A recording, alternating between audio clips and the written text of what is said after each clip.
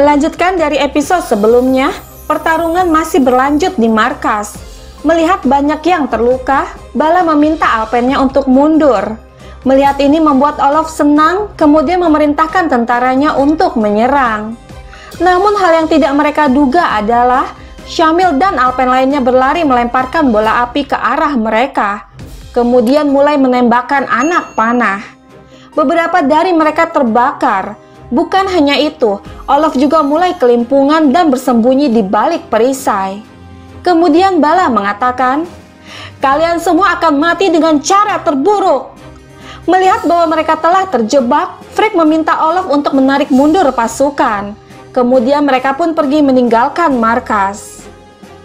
Sementara itu, di Sogud, Ismihan bertanya, "Markas apa yang kamu bicarakan, Osman Bey?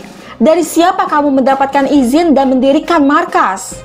Seketika Osman menjawab, "Dari Allah. Aku tidak meminta izin di jalan kebenaran. Jika kau tidak mengenalku, tanyalah orang di sebelahmu. Dia mengenalku dengan baik." Namun Turgut mengatakan, "Kau tidak adil, Osman Bey." Seketika Osman mengatakan, "Sesungguhnya aku bersikap adil." Kemudian Ismihan mengatakan, "Afci Bey, pergi ke markas bersama tentara kita. Bantu mereka yang telah disakiti demi seorang pemimpi." Seketika Osman menghentikannya seraya berkata, "Tidak, kami tidak membutuhkan bantuan siapapun." Kemudian Ismihan mengatakan, "Kau melanggar perdamaian antara dua negara. Kau menyerang mereka dan kau digerebek.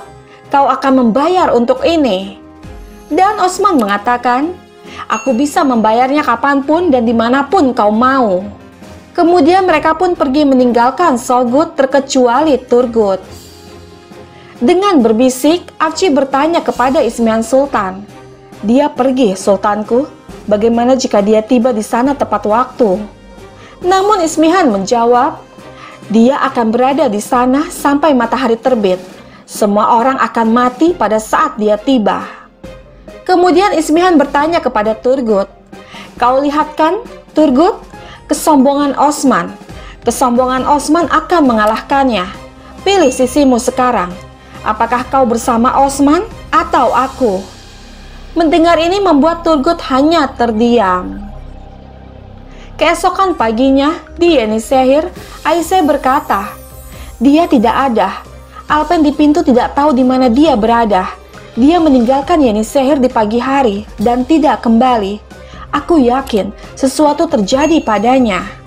Lalu Ulgen Hatun mengatakan, "Berbicara tentang kebaikan Aisy Hatun, bagaimana jika mereka pergi ke suku?" Seketika Aisy menjawab, "Tidak, Ulgen Hatun. Apakah Benggi akan diam saja jika putrinya melarikan diri? Dia akan menyerbu rumah kita sekarang."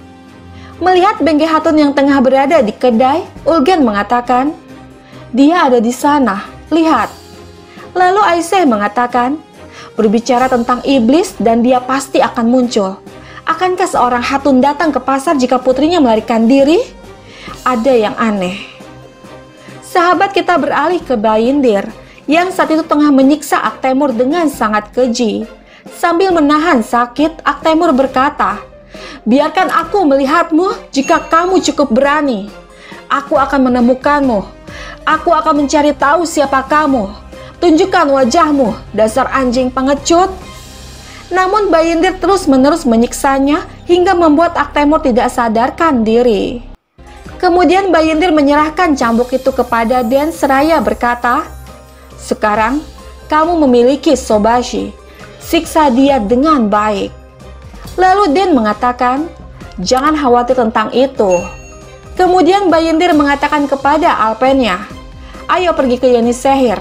Mereka mungkin meragukan kita jika mereka tidak melihat kita. Aku seorang pria yang baru bertunangan. Aku harus pergi dan mengurus kursiku." Kemudian mereka pun pergi dari sana dengan meninggalkan Aktemur kepada Den. Kembali ke Yenisehir, melihat Alcicek ada di sana membuat Ulgen dan Aisy bertanya-tanya. Jika Alcicek ada di sini, lalu di mana Aktemur? Ulgen, ayo pergi dan coba pelajari apa yang terjadi darinya.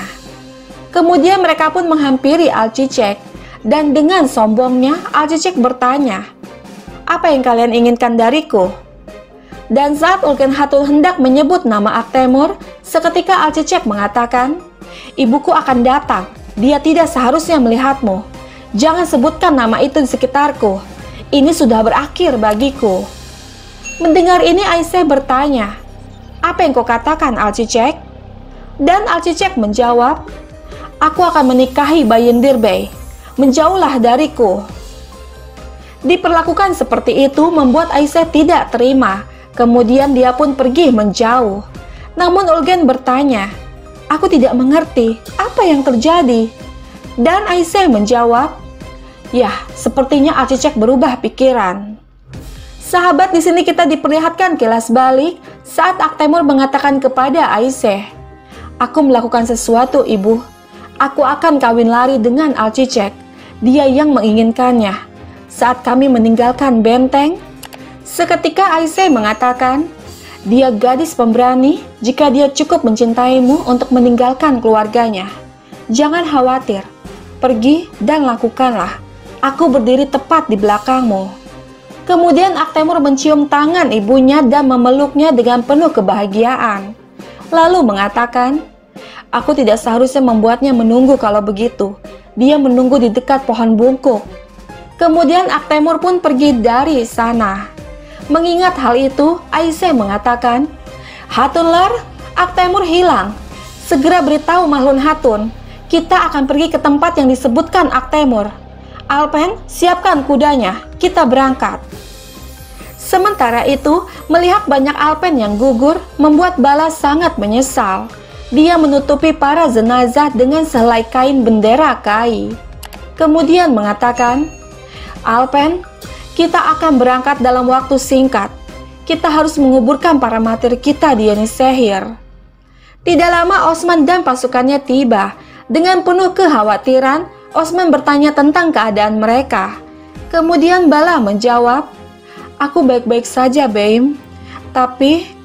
Melihat kondisi buruk yang terjadi, Osman berkata, "Mereka membakar semuanya. Semuanya." Kemudian dengan penuh amarah, Osman menampari Konur seraya bertanya, "Kau mempercayakan Beimu seperti ini? Hah? Mereka menyerang markas ketika kami berbalik. Pergi dari hadapanku." Kemudian Konur mengatakan, "Aku telah berdiri bersamamu selama bertahun-tahun, tetapi kau dibutakan oleh kemarahan Osman Bey. Dengan kesalahan pertama, kau menampar dan menendang orang keluar. Ternyata Turgut Bey benar." Seketika Osman mengatakan, "Pergi kau." Kemudian Konur pun pergi meninggalkan markas. Lalu Osman mengatakan lagi, "Boran, panggil semua Bey. Kita akan mengadakan dewan. Orhan, pergi ke Karacahisar bersama saudaramu dan bawa semua Bey bersenjata. Datang ke Yenisehir bersama mereka. Bala, pergi bersama Alpen. Aku akan menemui seseorang terlebih dulu, kemudian bergabung denganmu." Kemudian mereka pun pergi untuk menjalankan perintah. Di hadapan para jenazah, Osman berkata, "Para pemberaniku, ya Allah, izinkan aku membalas dendam dari orang-orang kejam dan para pengkhianat. Amin, ya Rabbal Alamin." Sementara itu, di Sogut, Ismihan mengatakan kepada Afci, "Kirim pesan ke Bayindir dan Olof, suruh mereka datang untuk mendengar perintah baruku. Aku akan membutuhkan Olof lebih dari yang aku kira." Kemudian Afci bertanya, "Apakah kau benar-benar akan memberikan Marmaraci kepada Olof, Sultanku?" Dan Ismihan menjawab, "Si bodoh itu berpikir begitu, tapi aku tidak akan memberinya tanah sama sekali. Ketika aku selesai dengan Osman, aku juga akan selesai dengan Olof." Lalu Afci bertanya, "Bagaimana dengan Osman? Apa langkahmu selanjutnya tentang dia?" Dan Ismihan menjawab, "Aku akan membuat neraka besar untuk Osman, neraka kesepian. Teman-temannya, orang-orangnya, dan bahkan keluarganya akan meninggalkannya. Aku akan membuat angin kelaparan bertiup di Yenisehir. Rakyat Osman Bey akan mati kelaparan. Mereka akan datang kepadaku. Mereka akan meninggalkan Osman. Mereka yang telah meninggalkan Osman akan berada di sisiku. Valide Sultan mereka akan membawa seluruh Yenisehir di bawah sayapnya.